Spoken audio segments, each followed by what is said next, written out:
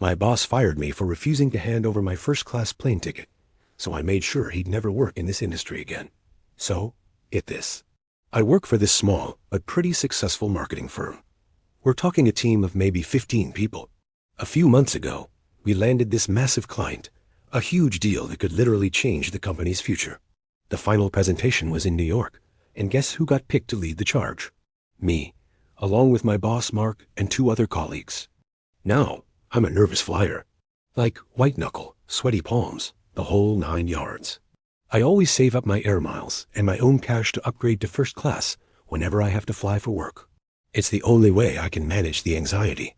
The extra space, the quiet, it just helps me keep my sanity. The company policy is strictly economy for everyone, but they're cool with personal upgrades as long as it's on your own dime. So, like always, I booked my economy ticket through the company portal and then immediately called the airline to upgrade using my own money and miles.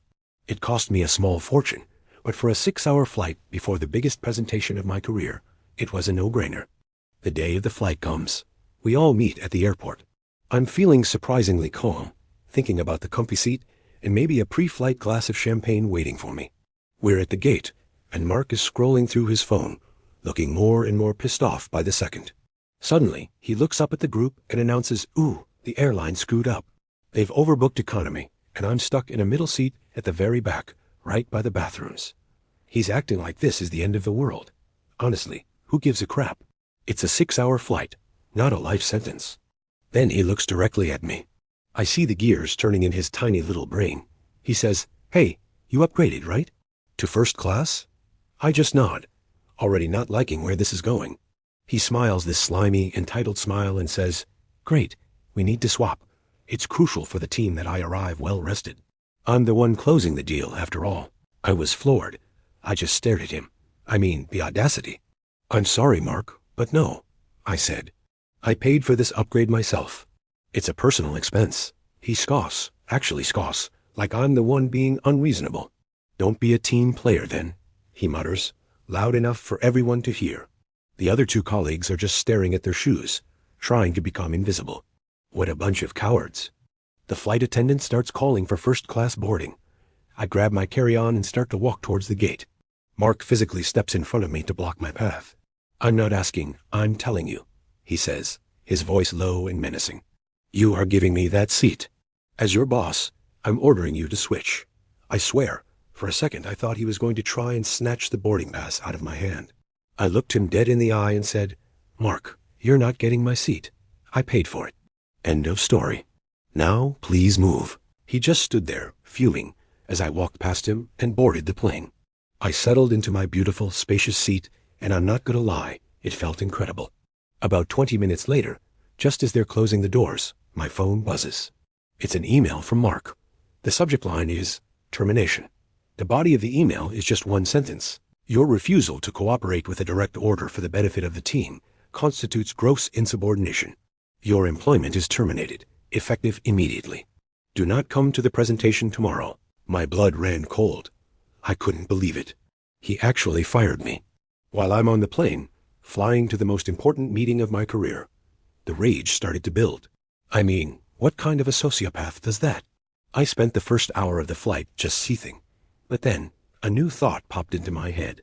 I had the entire presentation on my laptop. Every slide, every talking point, all the market research, the custom strategies we developed over months. And Mark? He was a great talker, but he was useless with the details. He barely knew the client's name, let alone the fine print of our proposal. He was relying on me to carry the entire thing. So I had a little chat with the flight attendant, explained my anxiety, and enjoyed a couple of glasses of very nice wine. By the time we landed in New York, I had a plan. I checked into the hotel, also paid for by the company, by the way. The next morning, I put on my best suit. I felt like $1,000,000. I took a cab to the client's skyscraper headquarters. I walked into the lobby and saw Mark and my 2 ex-colleagues standing there, looking like they'd seen a ghost.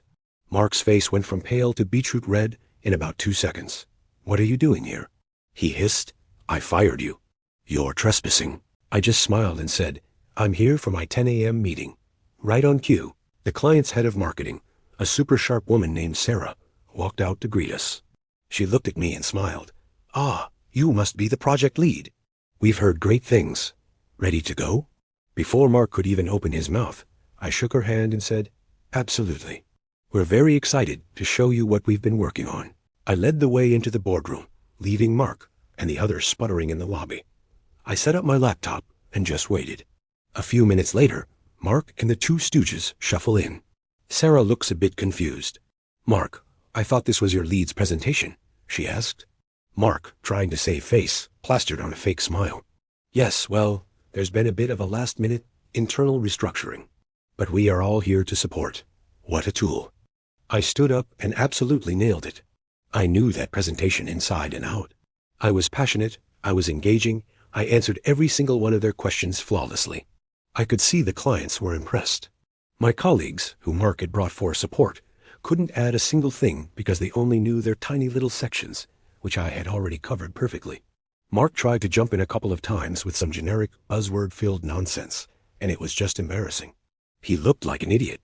After the presentation, Sarah and the client team were buzzing. They pulled me aside and said it was one of the best pitches they'd ever seen. As we were shaking hands, Sarah said, "We'll be in touch with your boss, Mark, to finalize the contract." And that was my cue.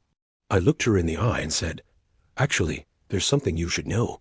Mark fired me yesterday, right before our flight, because I wouldn't give him my first-class seat that I paid for myself." The smile vanished from Sarah's face. The other clients looked shocked. "He what?" she said. I explained the whole pathetic story. The entitlement, the email, everything. To my surprise, Mark didn't even deny it. He tried to spin it. It was an issue of company loyalty and teamwork. He blurted out. Sarah just stared at him with pure disgust. "Are you kidding me?" she said. "You tried to bully a junior employee out of a seat they paid for, and then fired them out of spite right before the most important meeting for your company? Do you have any idea how unprofessional and pathetic it makes you and your entire firm look?" She then turned to me. "The offer is yours. We want you to lead this project. But we will not be working with Mark's company. We'll draw up a contract for you as an independent consultant. Send me your details." The look on Mark's face was priceless. It was a beautiful symphony of panic, fury, and utter defeat. He lost the biggest client his company had ever had, and he lost it because he couldn't handle sitting in an economy seat for 6 hours.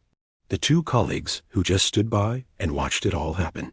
They had to fly back with him. I can only imagine how fun that flight was. As for me, I signed the contract, made more in the first 6 months than I would have in 3 years at that old firm, and I make sure to fly first class to every single meeting. Thanks for watching.